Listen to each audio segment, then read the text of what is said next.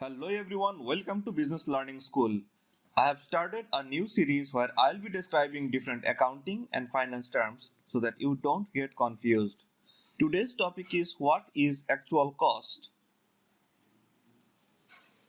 Actual cost is the actual expenditure made to acquire an asset, which includes the supplier involved expense plus the cost to deliver, set up, and test the asset. This is the cost of an asset when it is initially recorded in the financial statements as a fixed asset. The actual cost approach is different from the use of estimates to drive cost that may occur in the future.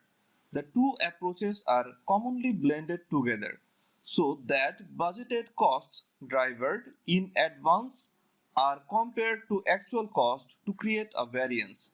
The variance can be used to control operations and or to work on improving the accuracy of predictions. Thank you so much for watching the video. Please subscribe my channel to get more videos.